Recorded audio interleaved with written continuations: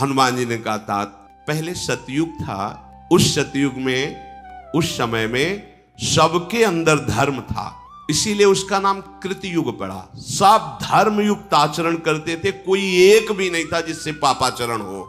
माता पिता के रहते हुए संतान कभी नहीं मरती थी।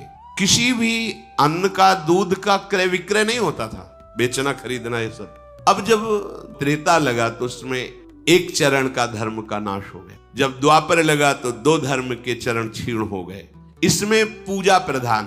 अब जो आगमन होगा भी कुछ दिनों बाद, हनुमान जी कह रहे, क्योंकि भीम से बात करें, ये द्वापर का अंतिम चरण है। ये जो कलयुग आएगा तो इसमें एक ही चरण रह गया, 3 चरण धर्म के नष्ट हो गए। इसमें प्रायः लोग तमोगुणी और रजोगुणी ही रहेंगे। भोग वासना की प्रधानता रहेगी, उपासना की नहीं।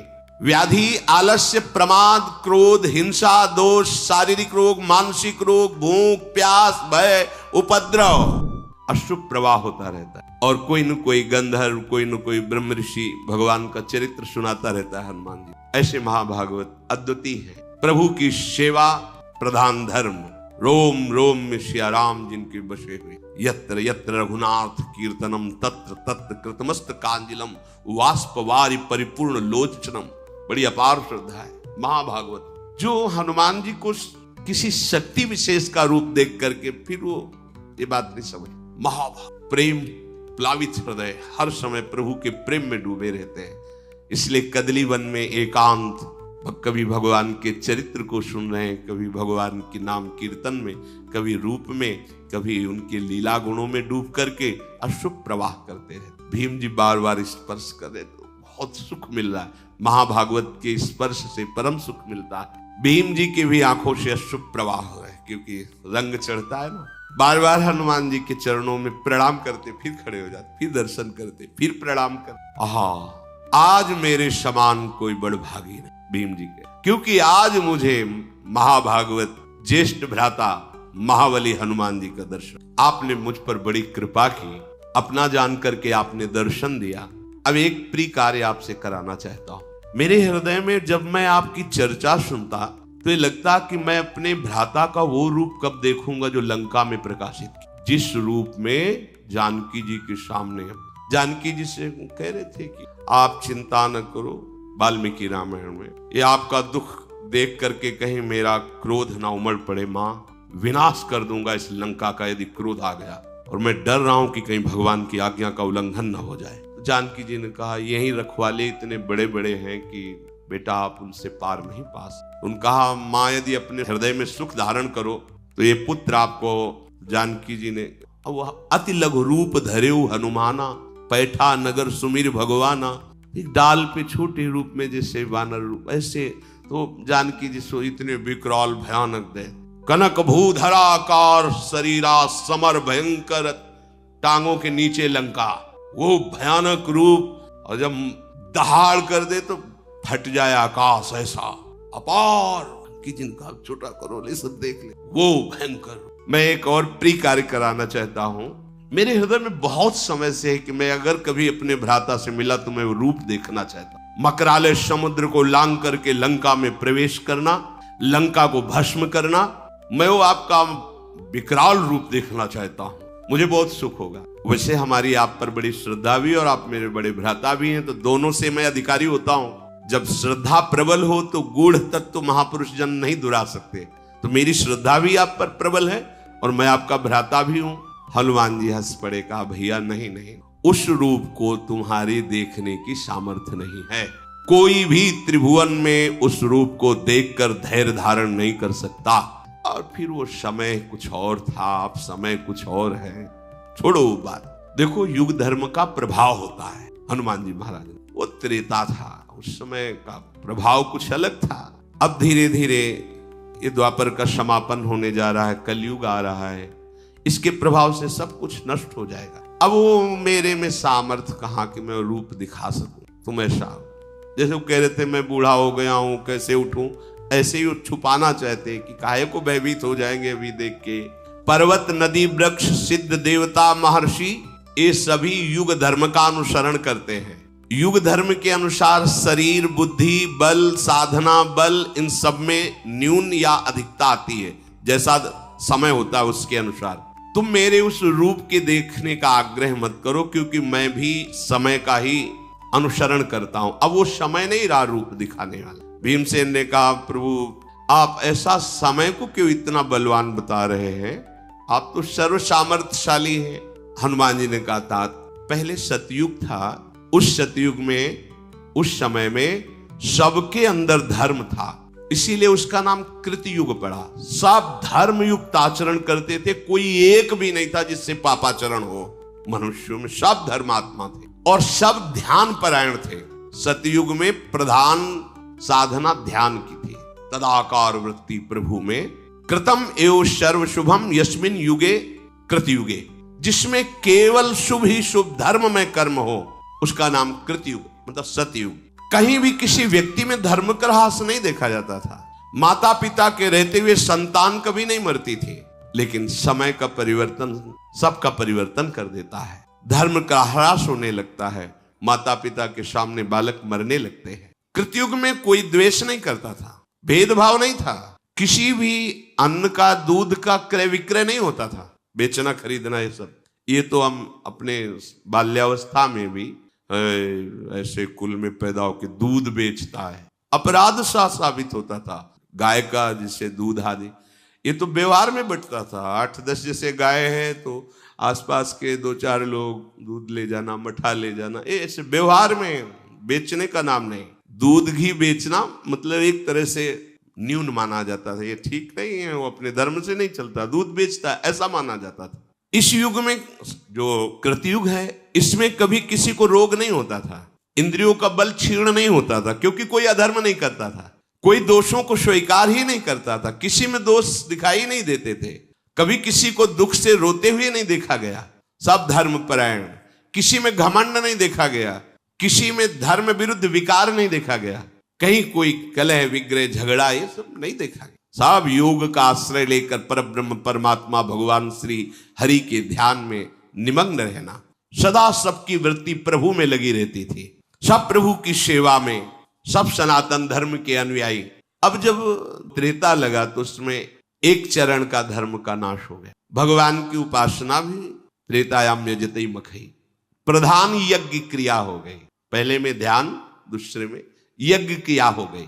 यज्ञ करना, धर्म करना, सत्कर्म करना, संकल्प करना, वेदोक्त दूसरों को दान करना, ये ऊपर नहीं, ऊपर सब एक ही धर्म है, भगवत चिंतन परायण, सब स्वस्थ, कहीं किसी में कोई अधर्म नहीं।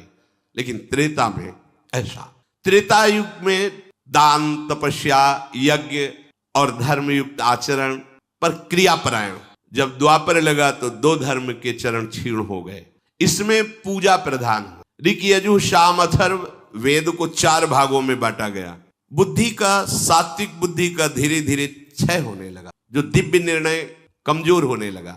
सत्य से भ्रष्ट होने के कारण द्वापर में ही अनेक रोगों का प्रादुर्भाव हो गया। मन में विशुद्ध कामनाएं पैदा, जहां भागवतिक होती थी, ये आराधना, वहां भोग कामनाएं पैदा होने लगी। बहुत से दैवी और प्राकृतिक उपद्रव शुरू हो गए, रोग आदि शुरू, ये कृतयुग में नहीं थे। अब जो आगमन होगा भी कुछ दिनों बाद, हनुमान जी कह रहे, क्योंकि भीम से बात करें, ये द्वापर का अंतिम चरण है। ये जो कलयुग आएगा तो इसमें एक ही चरण रह गया, 3 चरण धर्म के नष्ट हो गए। इसमें प्रायः लोग तमोगुणी और रजोगुणी ही रहेंगे, भोग वासना की प्रधानता रहेगी, उपासना की नहीं। तभी तो कोई बिरले। वैदिक सदाचार लुप्त, व्याधि, आलस्य, प्रमाद, क्रोध, हिंसा, दोष, शारीरिक रोग, मानसिक रोग, भूख, प्यास, भय, उपद्रव, ये प्रधान गुण हैं कलयुग के, ये प्रधान गुण हैं। इसमें कलयुग में धर्म का धीरे धीरे पूर्णतया ह्रास हो जाता है। अब किसी को डर लगता है क्या कि मैं किसी महात्मा के विषय में क्या बोल रहा हूं? कुछ नहीं, कोई भय नहीं। पैसा मिले, कुछ भी दिखाना पड़े, कुछ भी बोलना पड़े, किसी को भी कोई भय नहीं। तुम्हारे सुकृत जब होगा तो देखा जाएगा, अभी तो मौज में है, अभी तो आ रहा है। बस हमें अपनी भूख मिटानी, अपनी वासना की पूर्ति करनी। उपासना का कोई लक्ष्य नहीं कि जब तक हमें सत्य वस्तु का बोध न हो जाए तब तक किसी पर निर्णय नहीं किया जा सकता। सामने होने पर भी बहुत काल तक हम उसका निरीक्षण परीक्षण करेंगे। यदि अधिकार मिला है, फिर उसके बाद सत्य पर पहुंचकर फिर उसके विषय में बोला। युग परिवर्तन होने पर कलयुग से ऐसे सब प्रभावित हो जाते हैं कि केवल सुख सुविधा भोग सामग्री मिले बस। वो कैसे मिले इससे कोई मतलब नहीं, क्या कर रहे हो, क्या धर्म है क्या धर्म, इससे कोई मतलब नहीं। लोक क्षीण होने लगता है, प्रकृति उल्टा उसे दंड देने लगती है। आम की फसल जब आती थी तो अपने लोग बच्चे थे झोला लेकर भाग जाते और 1-1 किलोमीटर तक आम के अलग अलग बगीचे होते थे, गांव के पूरे ऐसे बगीचे। 3 बजे उठ करके सुबह भाग के चले जाओ, 10-20 किलो आम फिर ही ले आओ।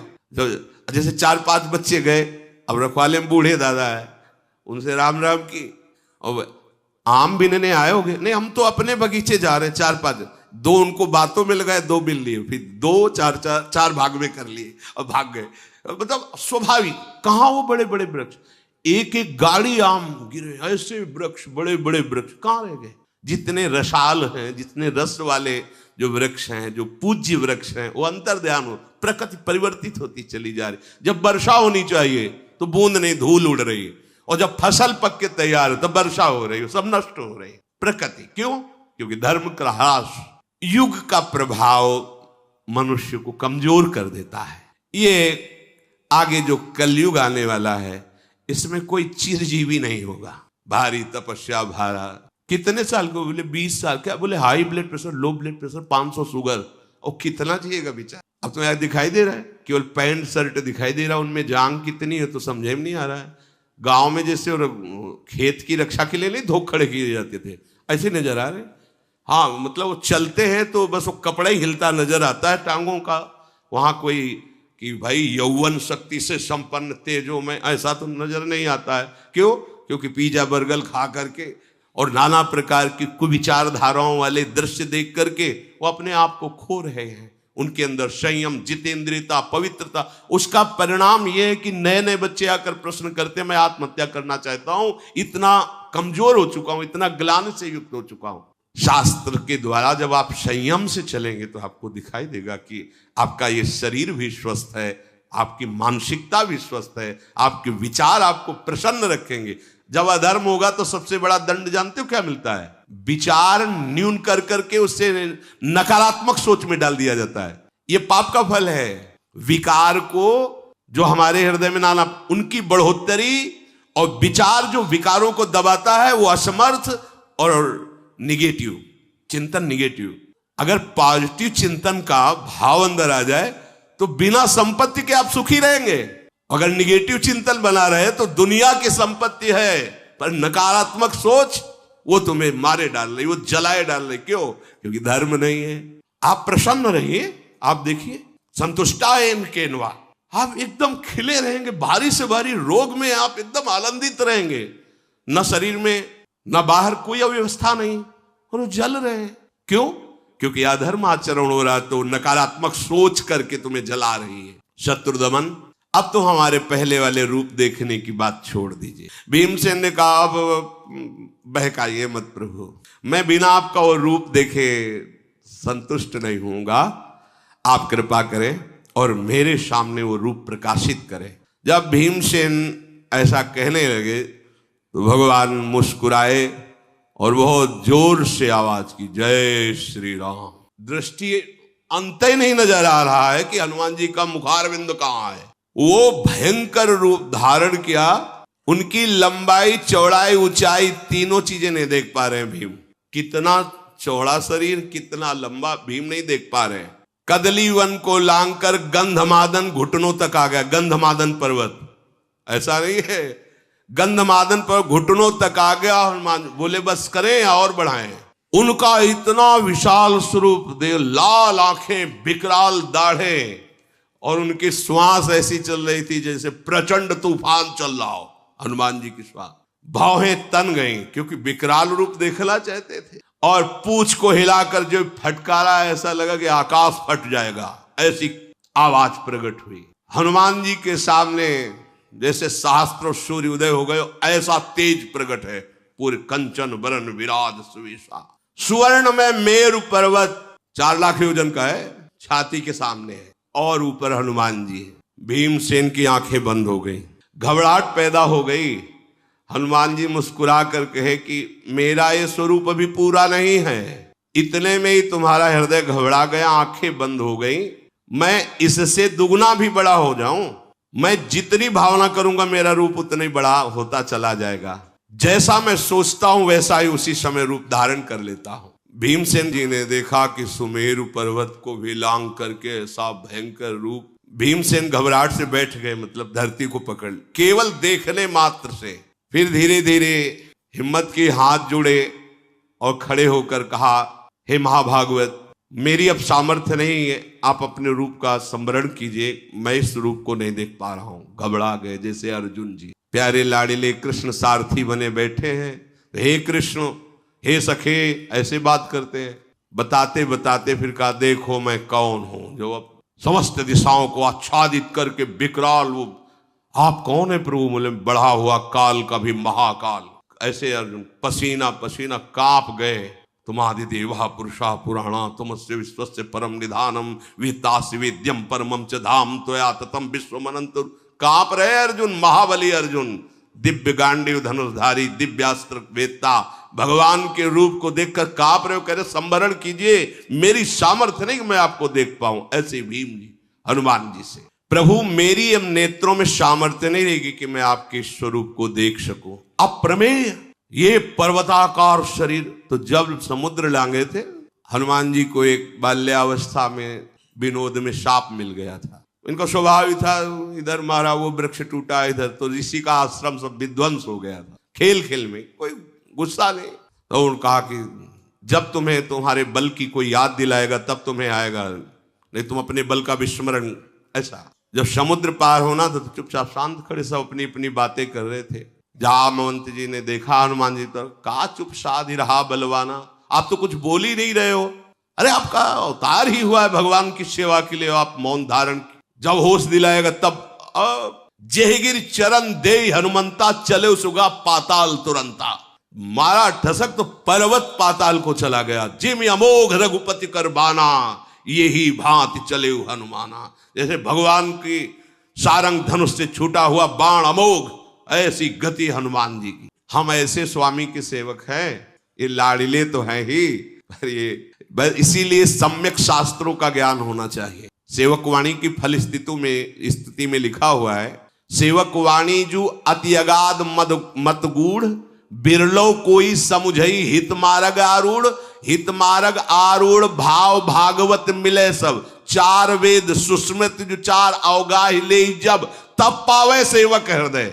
नहीं तो लगेगा कि अरे महावर लिए प्रियाजू के सामने खड़े हैं, कैसे भगवान? ये वही भगवान है जिनको काल देखकर भी थर्रा जाता है। यशोदा जी छड़ी लेके डांट रही है, रो रहे हैं, कैसे भगवान है? ये वो ही भगवान है जिनकी भ्रकुटि विलास सृष्टि लय हुई।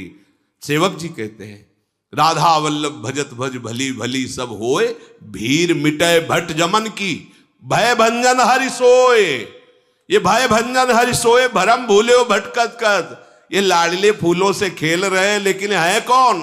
सोई वही हरि है, जिनके बल से सब बलवान हैं, जिनके भय से सूर्य तपता है, जिनके भय से मृत्यु अपना काम करती है। ये वही प्रभु है, कोई और थोड़ी। वही हमारी प्रियाजू की भ्रकुटी के तन जाने पर हाथ जोड़कर विनय पूर्वक वहां लाडली को मनाते हैं। इसीलिए हमारे माई श्यामाजू को राज। प्रभु श्री भीम जी बोले, मेरे मन में एक बात आ रही है कि इतना महान बल, इतने महान आप हो, और आपने रावण को मारा नहीं। ये रूप देख के तो लगता है कि प्रभु कोई आपके सामने नहीं टिक सकता। फिर भगवान श्री राम को प्रयास करना पड़ा मारने के लिए। मुझे तो ऐसा लग रहा है कि आप अगर अपने बाहुबल का प्रयोग करें तो त्रिभुवन का विनाश कर सकते हैं। मारुति नंदन, अपनापन करके मैं पूछ रहा हूं कि आप समर्थ होते हुए रावण को क्यों नहीं मारा?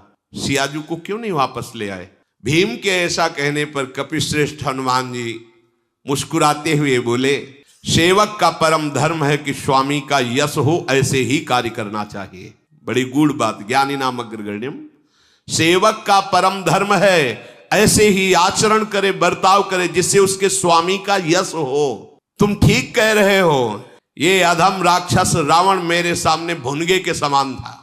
मैं उसे ऐसे पीस सकता था, ऐसे किंतु संपूर्ण लोकों में मेरे स्वामी की कीर्ति में बाधा पड़ जाती। हाँ, रावण ने सिया जी चुराया और हनुमान जी वापस सिया जी को लाए और रावण का विनाश किया, ऐसा नहीं, स्वयं मेरे प्रभु ने विनाश किया। ये सेवक की चतुराई।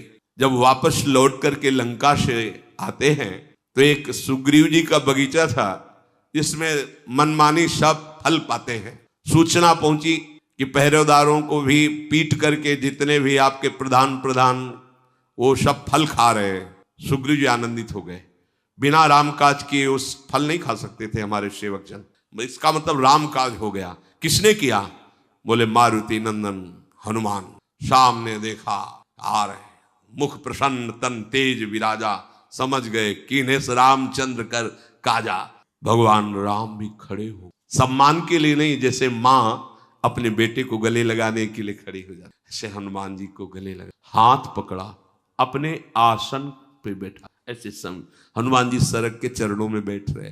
रावण के द्वारा सुरक्षित लंका में प्रवेश करके वहां विध्वंस मचा देना, हनुमान हृदय को शीतल कर बोले नहीं प्रभु, नहीं, ये तो आप विनोद कर रहे, ऐसा नहीं। शाखा मृग की यह मनुसाई, शाखा ते शाखा पर जाई, लाग सिंधु हाटक पुरजारा, निश्चर गण बद विपिन उजारा, सो सौ तो प्रताप रघुराई, नाथन कछु मोरी प्रभुताई।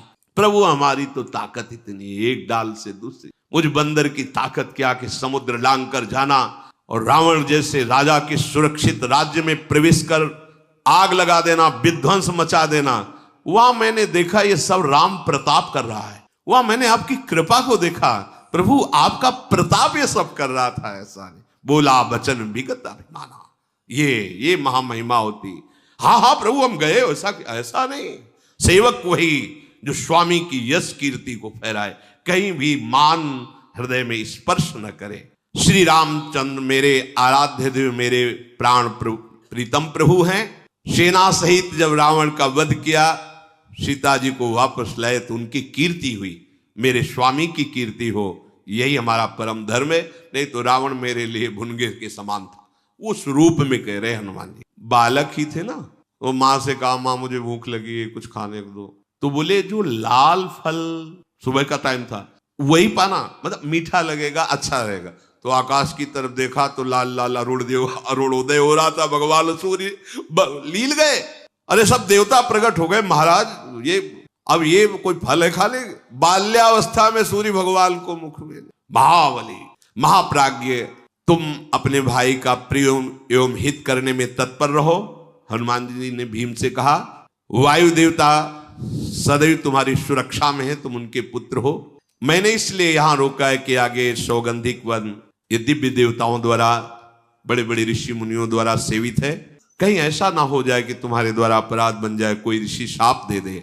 और तुम जिस फूल के लिए आए हो वो फूल का ये रास्ता है, यहां से सरोवर मिलेगा, शास्त्रो फूल है, बलवान हो तुम ले सकते हो जाकर, पर इस मार्ग से मत जाओ क्योंकि यहां तुम्हें शाप मिल सकता है। जब किसी देव वन में प्रवेश करे तो वहां मंत्र जाप करते हुए और नमस्कार मुद्रा में प्रवेश करे।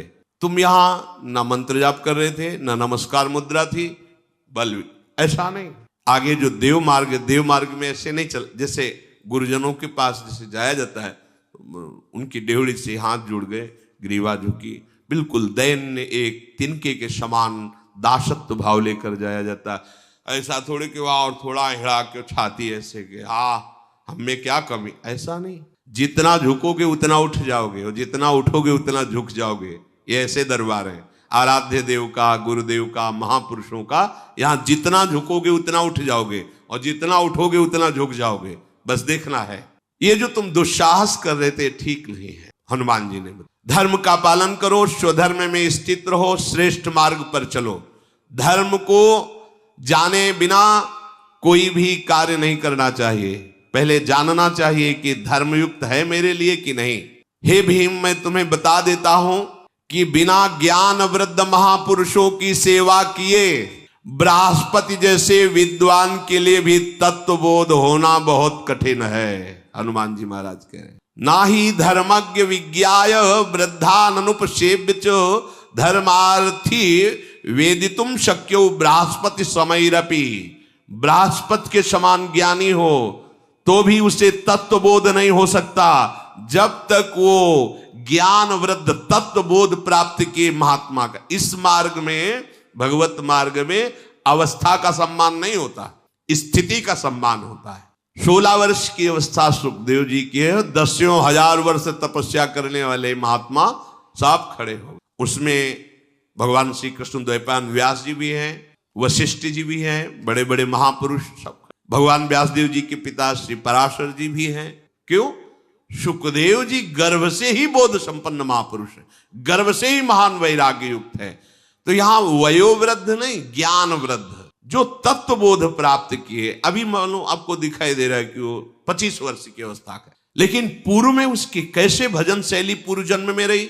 जैसे जड़ भरत रूप में जन्मने में ही वो 5वीं भूमिका में ही जन्मे, ज्ञान की 5वीं भूमिका में भी जन्म, उनका जन्म ही हुआ जब, तो 5वीं भूमिका में थे ज्ञान की।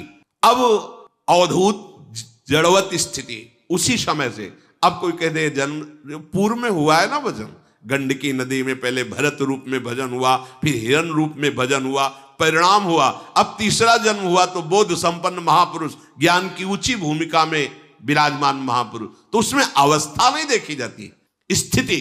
यहां हनुमान जी महाराज कह रहे हैं कि ज्ञान वृद्ध महापुरुषों की सेवा किए बिना बृहस्पति जैसे विद्वान के लिए भी तत्वबोध होना संभव नहीं है। अर्थात जो बोध प्राप्त किए हुए महात्मा जन हैं, उन सेवा का तात्पर्य होता है उनकी आज्ञा में। आज्ञा शमन सुसाहिब सेवा, उनकी आज्ञा के अनुसार चलने स्वयं तत्वबोध हो जाएगा, ये कराना नहीं पड़ता। ध्यान मूलम गुरु मूर्ति, पूजा मूलम गुरु पदम, मंत्र मूलम गुरु वाक्य, मोक्ष मूलम गुरु कृपा।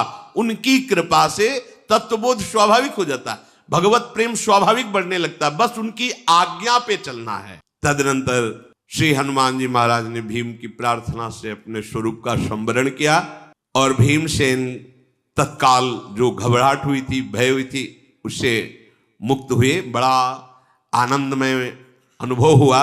महाबलशाली भीमसेन को हनुमान जी के दर्शन से और संभाषण से ऐसा अनुभव हुआ कि आज मैं परम पवित्र हो गया हूं, अब मेरे समान कोई भाग्यशाली या महाबलवान नहीं है।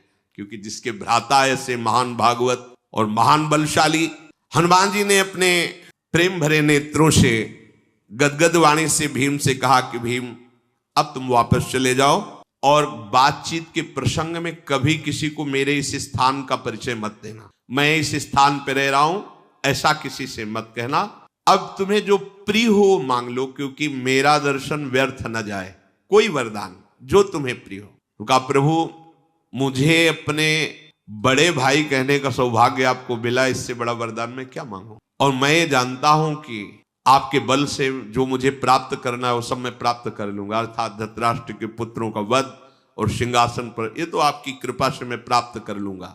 पर आपकी जो इच्छा हो, मेरी इच्छा कोई नहीं। मेरी तो यही सौभाग्य कि आप हमारे बड़े भ्राता हैं, कहने का सौभाग्य मिला। हनुमान जी ने भीमसेन पर बहुत प्रसन्न होकर कहा ऐसा ही हृदय होना चाहिए। कहने पर भी, मांग ढूंढने पर भी नहीं आनी चाहिए कि मैं क्या मांगू। हमें तो कुछ मांगना भी नहीं आता, आपको जो मन हो, जैसा मन हो आप। ये बात आज पांडव सनाथ हो गए भीम तुम्हारे जैसे को प्राप्त करके। हनुमान जी महाराज ने कहा महाबली आगे महान युद्ध होने वाला है। मैं अपनी तरफ से कह रहा हूं, समय में अर्जुन की ध्वजा में बैठूंगा और मैं ऐसी गर्जना करूंगा कि सामने वाले वीर का हृदय भय युक्त हो जाए, बल रहित हो जाए। वो मारा तो मेरी ही गर्जना से जाएगा, निमित्त मात्र अर्जुन बनेंगे। मैं जब ध्वजा पर विराजमान होऊंगा तो ऐसी वक्र दृष्टि से देखूंगा कि सामने जो शत्रु पक्ष के वीर हैं उनकी आयु का नाश हो जाएगा। कपिप्रवर हनुमान जी ऐसा कह के तत्काल अंतर्धान हो गए और भीम उनके बताए हुए मार्ग से आगे बढ़े।